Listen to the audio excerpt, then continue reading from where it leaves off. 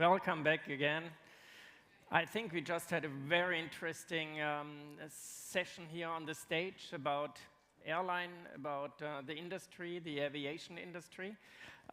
We are now coming to the cruise industry as we are here on the cruise and airline industry stage. So we are very happy to welcome Georg Schmickler. He is Senior Vice President for Onboard Revenue at MSC Cruises. Please join me.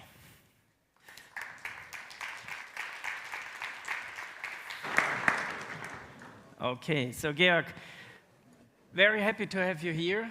I mean, some years ago, we were talking about cruise. Is cruise ever coming back? Cruise as an industry during Corona, very hard dropped and very hard to come back in the industry again. And everyone was talking about, do we ever have masses of people on a cruise ship? And now we are back with the cruise industry. So just generally, how do you feel about the development, about the entire market situation? Okay, first of all, it's very good to be back in Berlin here. Always great to be on ITB. Well, so as you can see also from the IPOs and public relations from the other cruise lines, cruise industry is in 2024, but also 2025, fully back. It's a very resilient company. It's a product which is very well perceived by the customers, and we got also to admit when we look from Corona till now, it's also one of the products in the tourism industry which is a very good value for money. Value for money? I think this brings us to the first aspect of the discussion we have today. Let's talk about sustainability. I mean, this is a topic was very, very faced in the front during all the last years, but I think it's getting a little bit not so noisy around sustainability this year. I think perhaps we had some other issues, but how are you creating sustainability? What are your thoughts about sustainability in the cruise industry? Well, first of all, sustainability is a very big word. Huh? It includes pretty much everything. But there are three aspects I want to highlight on that. So first of all, the growth in the tourism industry, it's quite strong. But of course, it's a very natural growth because it's very much limited, natural limited, by the number of ships coming to the market. So it's completely different to the organized travel package or also to the unorganized travel package, where you can easily build new hotels and create supply. In the tourism industry, you have not even a handful of yards who can build ships, right? So we very much know the order books till up to 2023, 2033, 2024, so very much limited capacity coming in. So projected by CLIA, the number of cruise passengers by 2027 is around 40 million, which is a very tiny industry. Yeah? So compared to the overall travel market, it's a very tiny industry, and the growth in that is very much limited. Mm-hmm. Secondly, when we talk about sustainability, of course, obviously, the big topic which we have, it's decarbonization, right? It's decarbonization and zero green emissions till a certain amount of year we have already set. It's very much regulated. It's very much set targets by authorities, by EU regulations, and so on and so forth. And of course, we are also, like our peers do as well, have a lot of actions in place how to reach that goal. Nevertheless, just to give you a very practical example, is the cruise lines cannot do that only by their own. Just to give you an example, if I want really to place a ship or to bring a ship to operations in 2033, 2033, I need to order it today. I need to design it today. I need to choose today which engines. I need to choose today which size, how big the gross tonnage is. And then it's from today down the road, 7, 8, 9 years till it's delivered. And then it has to run for 30 years and to be state of the art. It's very challenging really to drive this process. But of course, down the road you have milestones, how much we want to reach by LNG ships, how much we want, and this is especially very important for new builds, how much we want to have opt-in models to be ready for new fuels, for synthetic fuels, for LNG biofuels, and so on. This is a very extensive process which we are collaborating together with the yards especially and the suppliers to reach that goal. But having said that, the cruise lines are driving this process, but it needs the involvement of a lot of stakeholders to come there. So this is the second aspect. The third aspect is, of course, then at the end, destination stewardship. I would call it, to have this kind of over-tourism, crowded cities, which we know the pictures from Dubrovnik, but also from Santorini. And one of the actions all the major cruise lines do, not only MSC, is to create own experiences. To create really own experiences, like MSC is creating an own island called Ocean Cay, the other do the same, to really steer the demand, steer the people really into a structured way. But exactly coming to these kind of destinations and what you're doing in the destinations, if you have this kind of artificially built islands or so, is it more economical aspect or is it ecological as well? It's both. It's both. So especially if you look to Ocean Cay, so I can only speak for my company. Ocean Cay was, to be honest, when the family Aponte bought it, was an island was full of trash. Yeah. It was a trash island. So we rebuilt it, renaturalized it. We have now a marine reserve, an eco reserve there. We have some doctoral programs there for US universities coming there, doing their studies, doing their research. But it's more a kind of to have the value chain under control. But it's not only coming to these islands. So if you look to the entire value chain, then of course another big topic is which we want to have under control in a structured way in the destinations. It's terminal management.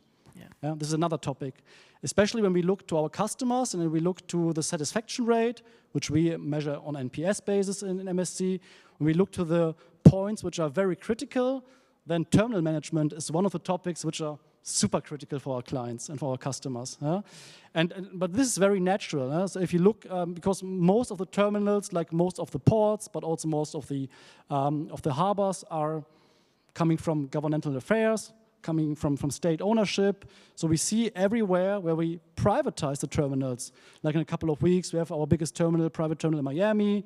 We have now a terminal board in Barcelona, which just opened. Everywhere where we privatize it, where we modernize it, we see directly that we can steer the streams, the customer streams, in a much more structured way because we have it under control.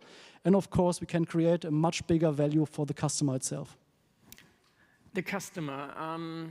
MSC, you're focusing on a double strategy, I would say. We look at the high volume offerings you have in the MSC organization, but you're also growing the luxury segment.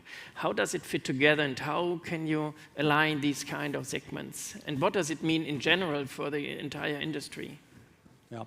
So first of all, the cruise lines don't choose that. So it's purely demand driven, as it is in hotels, the same.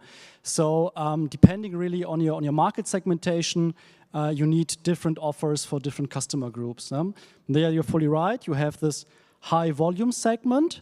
So in a couple of weeks, we have, for example, MSC World America inauguration, having more than 6,000 passengers on board, which you can say that the ship is a destination in itself, because the product offering, when it comes to special restaurants, when it comes to kids entertainment, so of course the variety of offerings is very different from the ships built 20 years ago. So this is a very different market segment, very much tailor-made to families, very much tailor-made to experiences, and so on and so forth. And then you have indeed the luxury segment, but in between you have also the premium segment, which we have in place with the MSC Yacht Club, which is a ship-in-ship concept, which is a very, very private area. But then coming to the luxury segment, MSC or Explorer Journeys, as you said, is also very much demand-driven. This is a product which we have launched just a couple of years ago. So we have 2 ships currently running on that, the third ship coming soon. And we see there, especially from markets which already know the luxury industry very well from the hotel side, which are very mature. For that markets, this is a real product and a real substitution of product when it comes really to luxury hotels. So I'm talking biggest markets, of course, like US, which is very luxury driven, Great Britain, which is very luxury driven, but then also, of course, Germany, who's very luxury driven, and also know the luxury cruise industry from competitors or from peers like Hapag-Lloyd here or Silversea in the UK. I mean, the industry is coming from the luxury side some decades ago. Now, I think MSC was one of the first ones in Europe to get cruise ships open to all the different target groups. Now you're heading on 2 different groups, I think, with with the ship-in-ship concept you just mentioned. You had the chance to go on one ship with 2 target groups. Now you are with Explorer Journeys. You're focusing on a new segment or on a further focused segment. Do you see where do you see these 2 different markets evolving? Which one is growing faster from your point of view? Well, so pure from the math you have to do. So coming from 22 ships in MSC Cruises to 23, and from Explorer from 2 to 3, of course, the luxury segment is growing, but this is a pure math topic. Yeah. It's very hard to generalize that question, to be honest, because in what you can see, and was maybe even more important, you can see especially on Explorer Journeys, you see a lot of people who are new to cruise, a lot. So majority of the customer on Explorer, they haven't done any cruise before. They're coming really from the luxury hotel segment to us, where in MSC Cruises, of course, you see a lot of customers coming from new to brand especially, and repeaters. So they have tried Royal, they have tried maybe AIDA and TUI, they have tried Carnival, and they're coming from that side. So this is, I think, much more interesting to see than the other one. Cool. And yeah, what you see, I mean, you're very internationally working and focusing on very many different source markets. What are the opportunities and challenges of the internalization from MSC? I'm right fascinated because I think you're addressing so many different source markets. How you deal with this? Well, I would say from a commercial point of view, it's always an opportunity because, of course, you have more source markets to serve, more customers for the ship. From the operational side on the ship, it's more a challenge. This is for sure clear.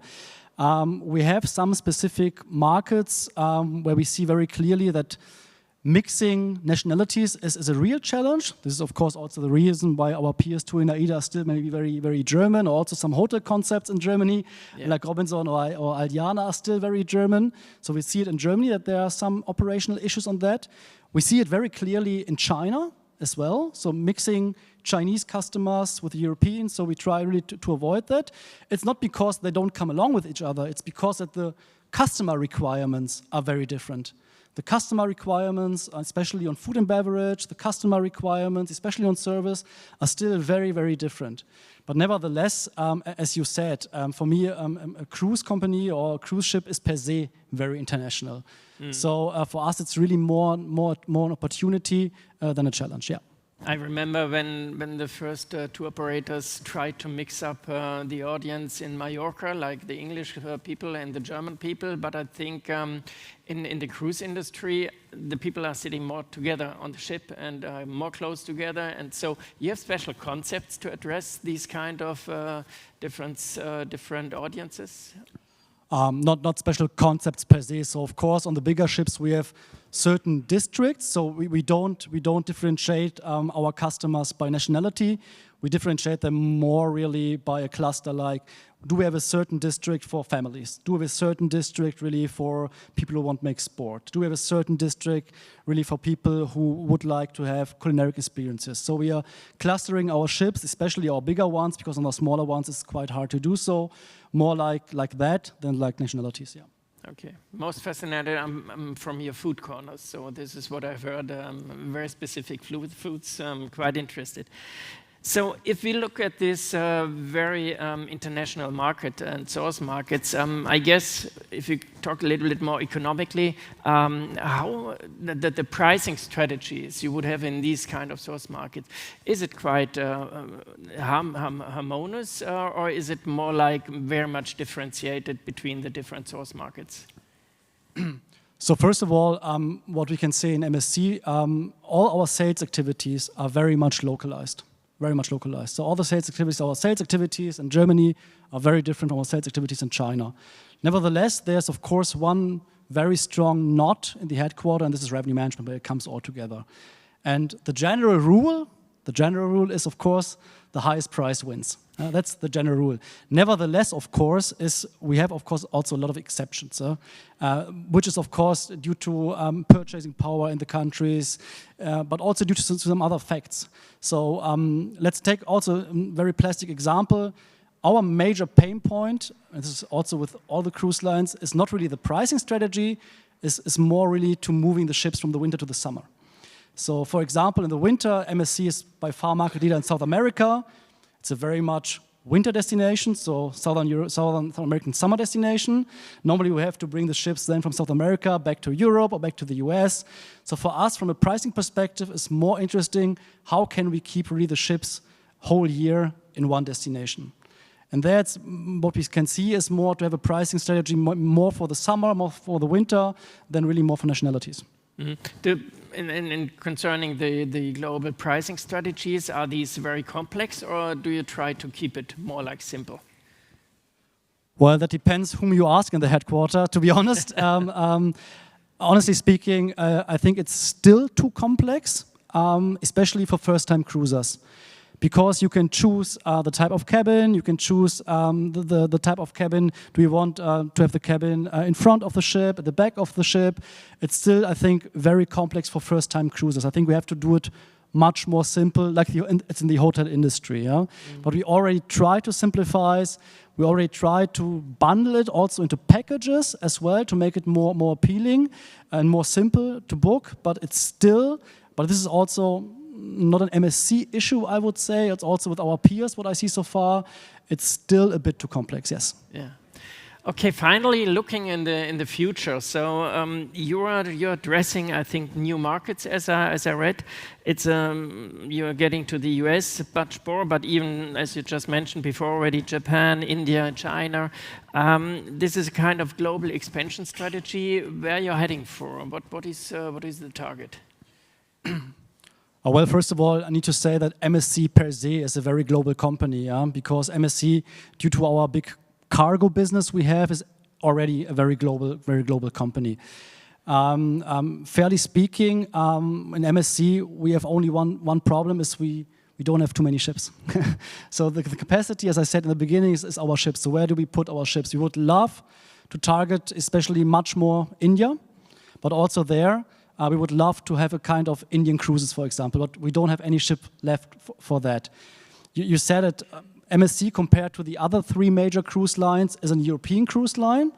So our guest structure is highly focused on European customers and not too much to US customers, unless US is by far the biggest market in the world. The other cruise lines like Royal, Carnival and NCL, they are coming from the US and coming now over to Europe, so the other way around, fairly speaking. So the question to answer is very clear for the next years.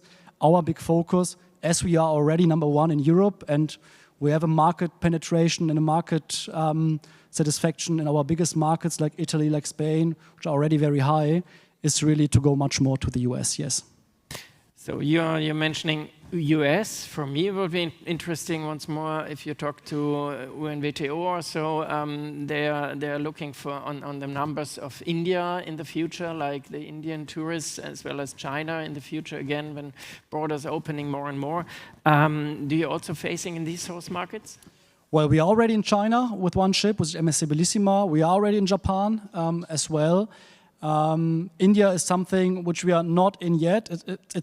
It's a highly complex environment, I got to admit, but for sure, with our capacity increase the next years, which have to come, Far East, especially China and Japan, we would like to tackle much more, yes. And to close the loop with the beginning, so if you talk about sustainability afterwards, you think this kind of progress you're planning, the plans you have, is going along with sustainability in the entire cruise market? So if everyone is focusing in more and more capacities, can we manage it? Can you manage it? Well, fairly speaking, we have to, because there are regulations which force us to, which is also very good.